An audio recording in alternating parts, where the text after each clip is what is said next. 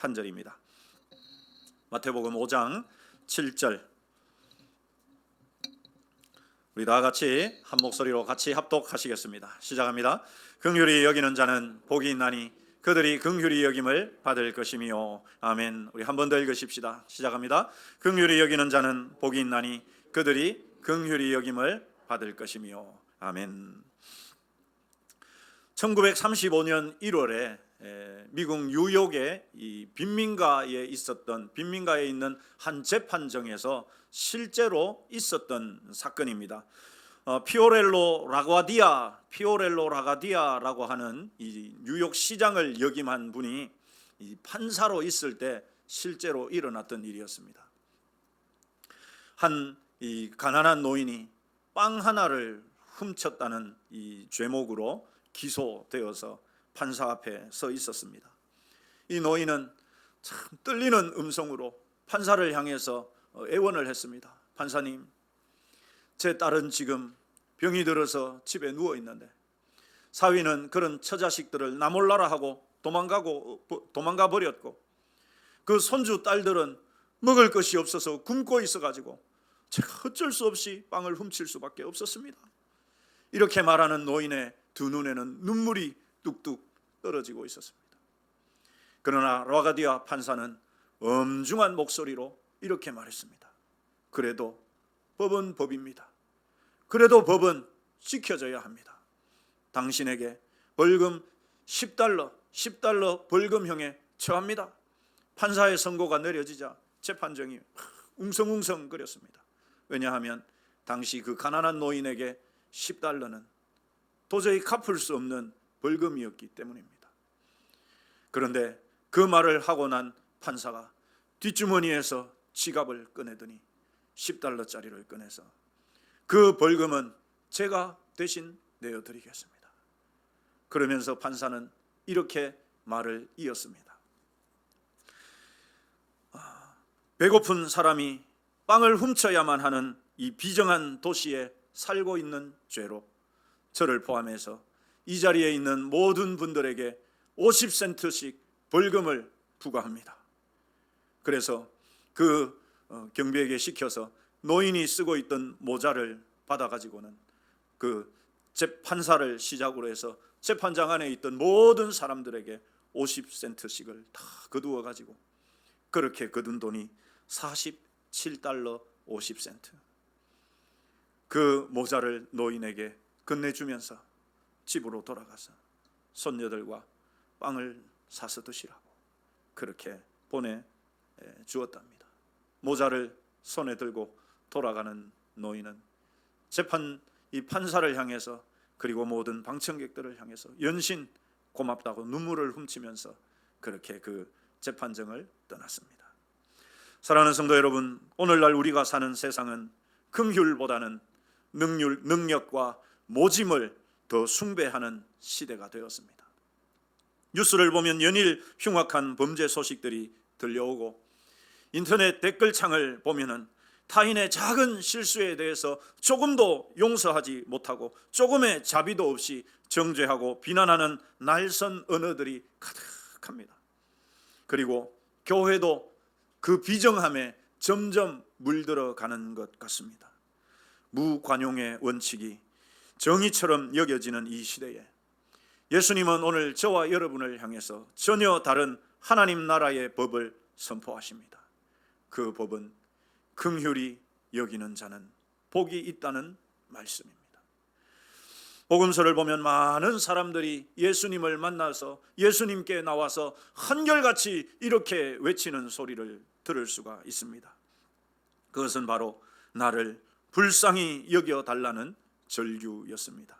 마태복음 9장 27절에 이렇게 외치죠. 같이 읽어보십시다. 시작합니다. 두 맹인이 따라오며 소리질러 이르되 다윗의 자손이여 우리를 불쌍히 여기소서.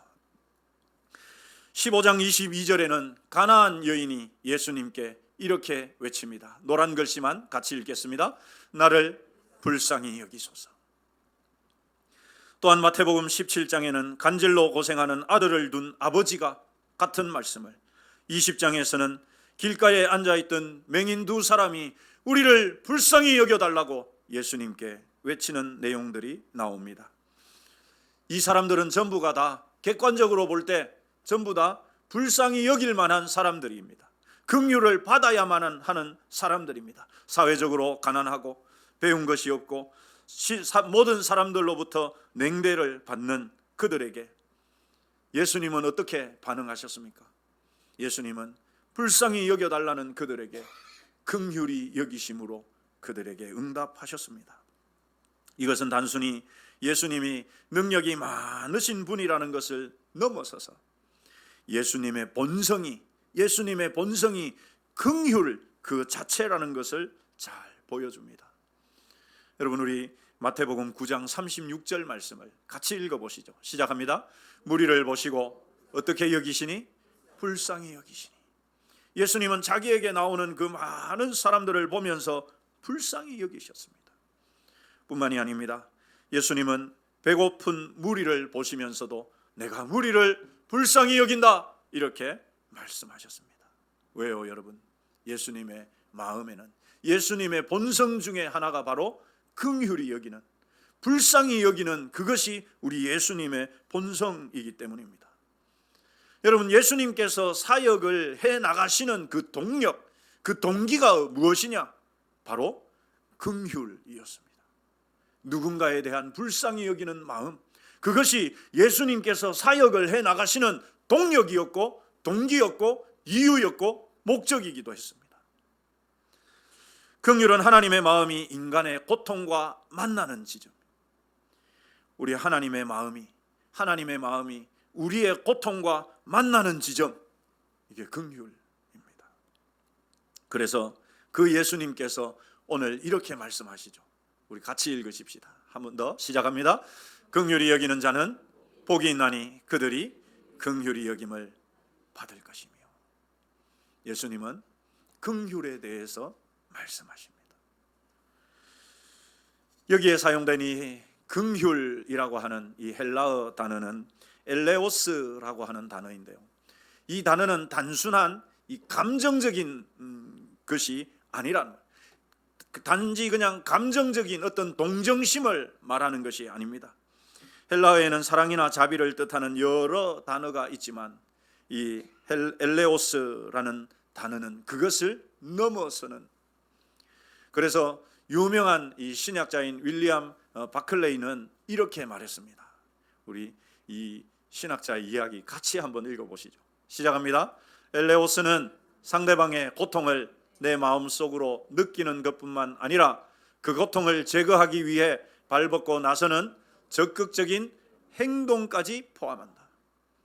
그러니까 긍휼이라는 것은 여러분, 참 안됐다, 아이고 참 불쌍하네, 이런 감정만을 말하는 것이 아니란 말입니다. 그 감정에서 시작되지만, 긍휼이라는 것은 감정으로 시작을 하지만 결국은 뭐까지 이어져야 된다? 행동으로까지 나타나야 한다. 행동으로까지 이어지는 것이 실제적인 긍휼이라는 것입니다. 단지 그냥 아이고 참 불쌍하다, 안 됐다 하고 마는 것이 아니라 행동으로까지. 그래서 그 사람의 그 고통을 제거하기 위한 실제적인 행동까지 우리가 긍휼이다라고 말하는 것입니다. 또한 우리는 은혜와 긍휼을 구분할 필요가 있습니다. 여러분, 은혜는 받을 자격이 안 되는 자에게 하나님께서 거저 주시는 선물. 그러면 긍휼은 뭐냐? 긍휼은 비참한 처지에 있는 사람, 고통을 당하고 있는 사람을 불쌍히 여길 뿐만 아니라 그를 도와주는 손길, 그것까지가 긍휼이다. 여러분, 인간은 죄로 인해 비참해졌죠. 그래서 우리는 하나님의 은혜와 긍휼이 다 필요합니다. 하나님의 은혜가 왜 필요합니까? 우리가 죄책에 대해서, 우리가 짊어져야 할 그 죄의 값에 대해서는 하나님의 은혜가 필요하고, 값없이 하나님께서 부어주시는 은혜가 필요한 것이고, 긍휼이 필요한 이유는 그 죄로 인해서 비참한 상태에 있었기 때문에 우리에게 긍휼도 필요하다는 것이죠. 우리 한번 따라서 하십시다. 나는 하나님의 은혜와 긍휼이 다 필요한 사람이다. 그렇습니다, 여러분. 그런데 이 긍휼에 대해서, 이 긍휼은 구약 성경 전체에 나타나 있는 하나님의 성품 가운데 하나예요. 우리가 좀 전에 예수님의 그 성품 중에 하나가 긍휼인 걸 보았죠, 여러분. 예수님이 무리를 긍휼히 여기시고 불쌍히 여기시는 그것이 예수님의 성품이기. 그런데 이 긍휼은 구약 성경에 보면 구약 성경 전체를 관통하는 하나님의 성품이기도 합니다. 모세가 하나님을 향해서 뭐라고 하나님을 고백하느냐, 이렇게 고백합니다. 모세에게 하나님께서 자기를 이렇게 소개하거든요. 같이 읽어보시죠. 시작합니다. 나는 은혜 베풀 자에게 은혜를 베풀고 긍휼히 여길 자에게 긍휼을 베푼. 하나님께서 하나님 자신을 모세에게 뭐라고 소개하느냐? 나는 긍휼히 여길 자에게 긍휼을 베푸는 자야.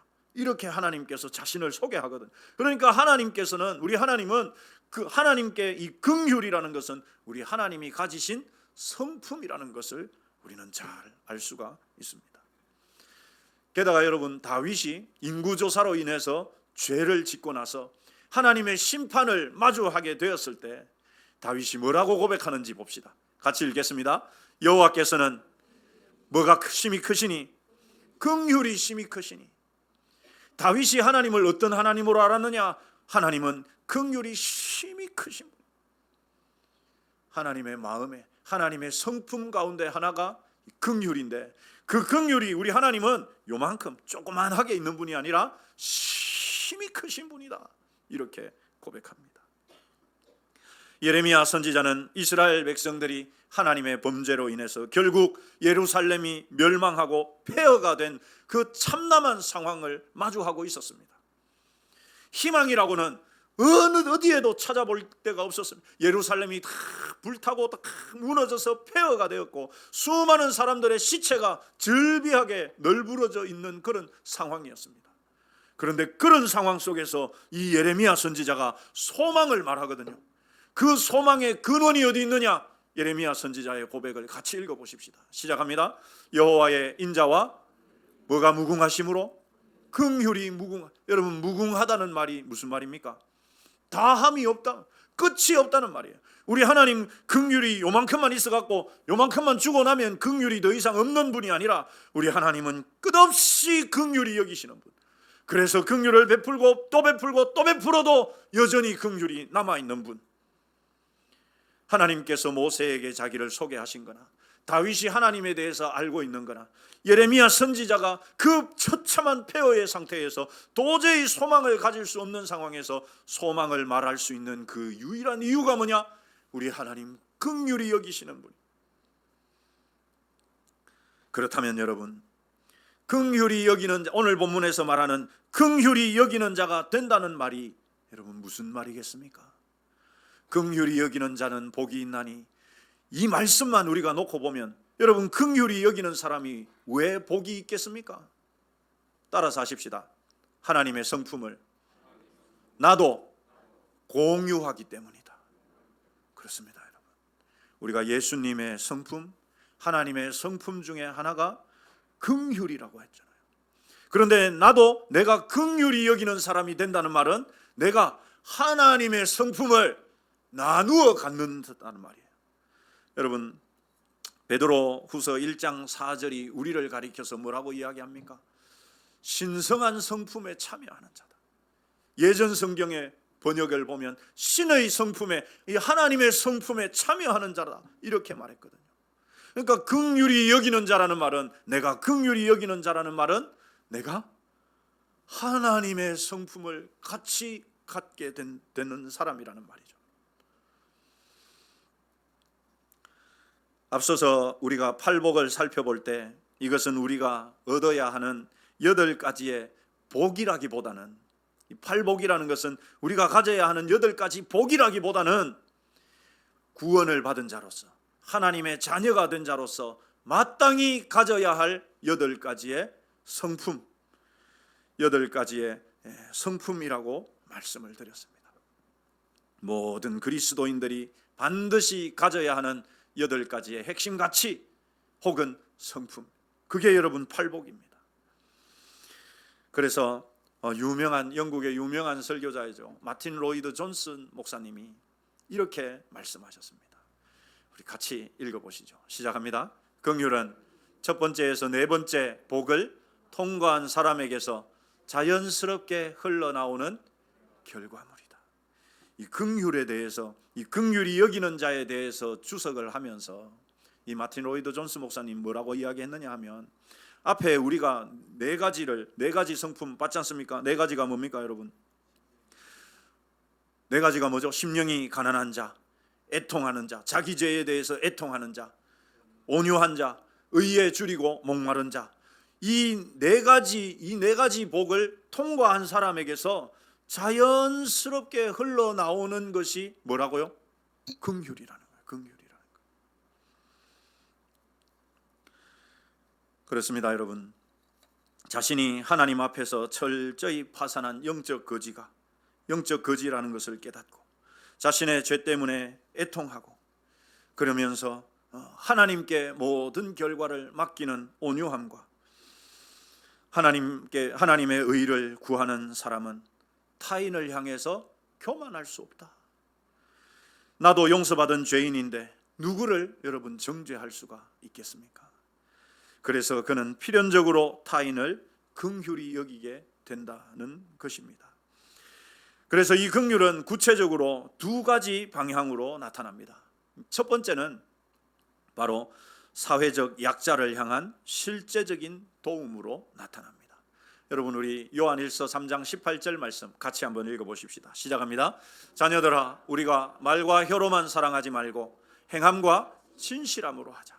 이 긍휼 역시 마찬가지인 거예요. 아이고 안 됐네, 아이고 불쌍해서 어쩌노, 이렇게 말만 하는 것은 의미가 없다는 것입니다. 우리 예수님께 찾아와서 주님, 다윗의 자손이여 나를 불쌍히 여겨주세요 라고 외쳤던 그 사람들에게 예수님이 아이고야 그래 불쌍해서 어쩌노, 아이고 참 내가 불쌍하게 여겨줄게, 말만 하고 말았다면 여러분, 그게 무슨 의미가 있겠습니까? 사도 요한은 말과 혀로만 하지 말자, 행함과 진실함으로 하자, 이렇게 이야기합니다. 잠언은 가난한 자를 돕는 긍휼에 대해서 정말 놀라운 말씀을 하는데 우리 같이 읽어보십시다. 시작합니다. 가난한 자를 불쌍히 여기는 것은 여호와께 뭐 하는 것이고 구워드리는 것이니 그의 선행을 그에게 갚아주시리라. 가난한 자를 불쌍히 여겨서 그를 도와주는 그것을 하나님은 하나님 자신이 빚을 지는 것으로 여긴다는 거예요. 여러분, 우리 하나님이 온 우주의 주인이신데, 모든 것의 주인이시고 모든 것이 다 하나님 것인데, 우리가 여러분 뭘 하나님께 구워드릴 수 있고 뭘 하나님께 우리가 빚을 지도록 만들 수가 있겠습니까? 전혀 없어요. 단 하나도 그렇게 할 수 있는 게 없습니다. 그런데 잠언 19장 17절은 딱 한 가지, 우리가 하나님께 빌려드릴 수 있는 게 있다. 그게 뭐냐? 가난한 자들을, 불쌍한 자들을 긍휼히 여기서 그들을 도와주는 것이다. 그래서 세상에서 여러분 가장 확실하고 가장 최고의 투자가 뭐냐? 가난한 자를 불쌍히 여겨주는 것. 왜요? 이것은 하나님이 갚아주겠다고 하는 보증수표를 받는 것이기 때문에 그렇습니다. 우리 좌우로 한번 인사하십시다. 많이 베풀며 사십시다. 도와주며 사십시다. 여러분, 하나님께 구워드리는 것, 하나님께서 반드시 내가 갚아주겠다고 약속하신 것입니다. 두 번째 긍휼은 우리 한번 따라서 하십시다. 나에게 죄 지은 자를 용서해 주는 것이다. 여러분, 긍휼은 나보다 어려운 사람을 도와주는 것도 맞지만 나에게 상처 주고 손해를 입힌 사람을 용서하는 것이 포함되어 있습니다. 우리가 주일 설교에서 다룬 것처럼 여러분 1만 달란트 빚진 자 비유에서 보았죠. 우리가 하나님께 도저히 갚을 수 없는 그런 긍휼을 입은 자들 아닙니까? 내가 하나님께로부터 1만 달란트 도저히 갚을 수 없는, 내 힘으로는, 내 노력으로는, 내 재물로는 어떤 발버둥을 쳐도 갚을 수 없는 것을 우리 하나님께로부터 탕감받은 자, 긍휼히 여김을 받은 자라면은 형제들이 나에게 작은 잘못을 하는 것, 긍휼히 여겨주는 것 당연하지 않느냐? 여러분, 긍휼히 여기는 자들이라는 이 말 속에는 바로 이 의미가 담겨 있습니다. 두 가지 의미. 우리 한 번 더 따라서 하십시다. 두 가지. 첫째, 불쌍한 사람을 도와주는 것이다. 둘째, 나에게 잘못한 사람을 용서해 주는 것이다.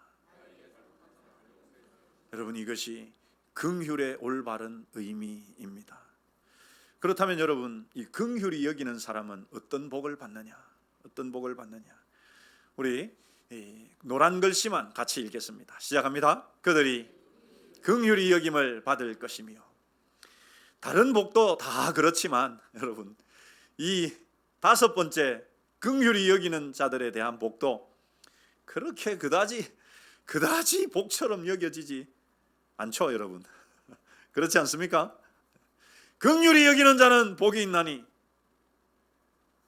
너희들이 가진 땅값이 10배가 될 것이고. 이렇게 하면 참 복처럼 여길 텐데, 그죠? 그들이 긍휼히 여김을 받을 것이며. 하나도 복 같지 않아요, 여러분. 그런데 이 말씀의 시제가 여러분 미래 시제로 되어 있습니다. 미래형 수동태로 되어 있는데, 이것은 우리가 남을 긍휼히 여기면 그 보상으로 하나님께서 우리를 구원해 주신다거나 인과응보의 이 공로 사상을 말하는 것이 절대 아닙니다. 네가 긍휼히 여기면 하나님도 너를 구원해 줄게.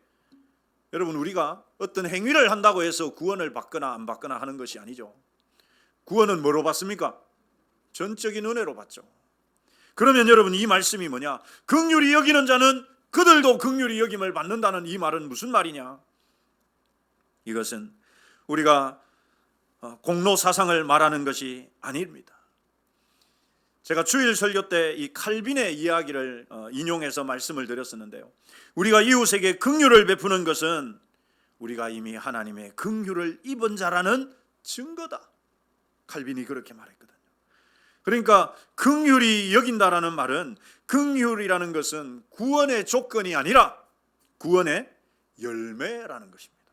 구원받은 자의 삶에 당연히 나타나게 되는 것, 이것이 여러분 긍휼이라는 말이죠. 그러니까 내가 누군가를 긍휼히 여기지 않는다는 말은 나는 아직 구원을 받지 못했다는 말이 될 수 있다는 말입니다. 구원의 조건은 아닙니다. 그러나 구원의 열매이기 때문에 내가 구원받은 줄 어떻게 알 수 있느냐? 나에게 긍휼이 있느냐 없느냐를 보면 알 수 있다는 것입니다. 대구에서는 지하철을 타볼 기회가 제가 그렇게 많이 없습니다만은, 한 번씩 서울에 가게 되면 서울에는 지하철을 꼭 타게 되는데, 지하철 안에서 구걸하는 분들은 잘 없습니다만은 그 지하철 이제 환승하는 그 통로라든지 역이라든지 이런 주변에 보면 아직도 노숙인들이나 아니면 이제 몸이 불편한 분들이 이 작은 깡통 같은 거를 놓고서 구걸을 하는 모습들을 볼 수 있습니다. 여러분 보시면서 어떤 생각들을 하십니까? 저도 한때는 그런 마음이 있었습니다. 저 사람들한테 뭐 1,000원이든 2,000원이든 뭐 5,000원이든 10,000원이든 적선해봐야 저 뒤에 있는 그 불량배들이 다 뺏어가고 저 사람들은 실제로 받는 게 별로 없어. 이런 이야기를 많이 들어가지고 그냥 지나가고 했던 적이 많이 있거든요. 안 됐다는 마음은 들지만 내가 줘봐야 저 사람들에게 이게 무슨 큰 도움이 되겠나는 생각 때문에 그렇게 그냥 스쳐 지나가기도 했었습니다. 그런데 최근부터는 그렇더라도 내가 도울 수 있다면, 그래서 1,000원이 됐든 2,000원이 됐든 그분들에게 작은 것이라도 가능하면 전해주고 가려고 하죠. 그게 무슨 큰 도움이 되겠든지 안 되든지 간에 내가 해야 할 일들을 그렇게 하는 것이 마땅한 우리의 모습이 아니겠나 생각합니다. 사랑하는 성도 여러분, 긍휼은 분명 구원의 조건은 아닙니다. 그러나 구원받은 자라면 반드시 삶으로 나타나야 하는 구원의 열매라는 사실을 꼭 기억하시기를 소망합니다.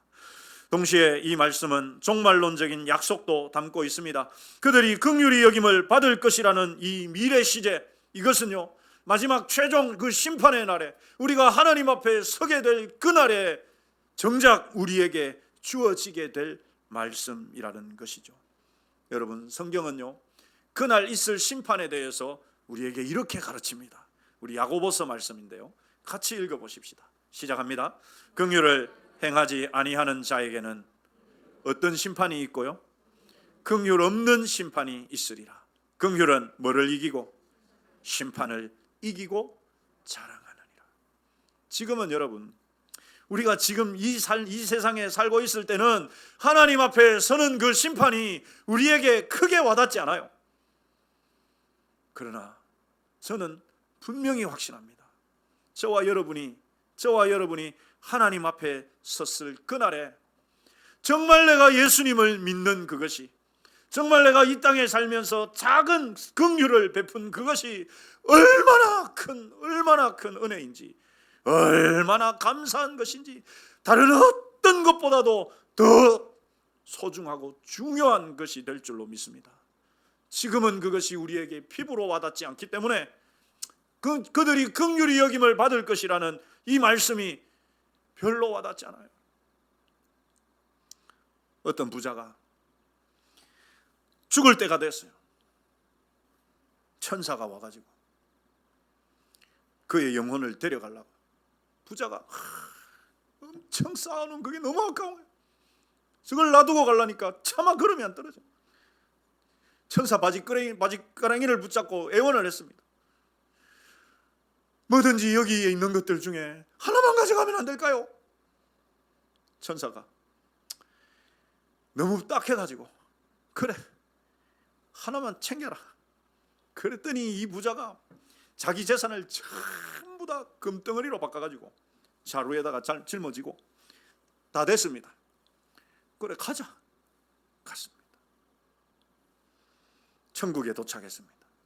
천국 문 앞에서 천국 문지기가, 아니 그 뭐를 그렇게, 여러분 얼마나 무겁겠습니까? 금덩이를 짊어지고 가니까 뭘 그렇게 무겁게 메고 오냐고. 그러니까 이 부자가 웃으면서 자루를 벌셔가지고 그 금덩이를 보여줬습니다. 그러니까 천국 문지기가 뭐라 했을까요, 여러분? 뭐라 했을까요? 뭐라고요? 그 문지기가 이렇게 말했습니다. 아니, 우리 여 천국에 도로 포장재는 뭐하러 가져왔습니까? 여러분, 천국에 도로가 뭐로 깔려 있습니까? 황금길이잖아, 황금길. 그 도로 포장재 그거 뭐하러 가져왔냐고. 여러분, 우리가 사는 지금은 그 금덩이가 제일인 것 같죠? TV에서 보면 막 어디 이렇게 금 쌓아 놓인 것, 이렇게 그 금고 같은 데 보이면 여러분, 야, 저거 두 덩이만 있어도 팔자를 고칠 텐데, 이런 생각 안 드십니까? 그죠? 지금 우리가 사는 이 세상에서는 그 금덩이가 제일인 줄 알아. 그런데 여러분, 이 세상에 아무리 좋은 그 금덩이도 천국에 가면 쓸모가 하나도 없다. 여러분, 우리가 하나님 앞에 섰을 때 가장 필요한 것이 무엇인 줄 아십니까? 우리에게 가장 필요한 것이 무엇인지 아십니까? 따라서 하십시다. 하나님의 긍휼이다. 여러분, 그것 말고는 우리에게 소망이 될 것이 없습니다. 그것 말고는 우리가 구원을 받을 수 있는 아무런 조건, 자격이 없어요. 이 세상에서 제 아무리 떵떵거리면서 악착같이 모았던 재물이든 땅이든 그 어떤 명예든 권세든 그 하나님 앞에서 섰을 때 아무런 도움이 되지 않습니다. 오직 하나님의 긍휼히 여겨주심, 그것만이 그때는 최고의 소망이자 희망이 되는 줄 믿습니다. 그렇습니다. 사랑하는 성도 여러분, 이 땅에서 남을 긍휼히 여기는 삶을 살았던 자들은 그날에도 하나님의 풍성한 긍휼을 체험하게 될 것입니다. 여러분, 긍휼도요, 심은 대로 거둡니다. 내가 긍휼을 심었으면 나중에 긍휼을 거두게 돼요. 찔러도, 이 땅에 사는 동안 찔러도 피 한 방울 안 나올 것처럼 여러분, 독하게 사는 사람, 어떤 심판을 받는답니까? 얼마나 무서운 말 아닙니까, 여러분?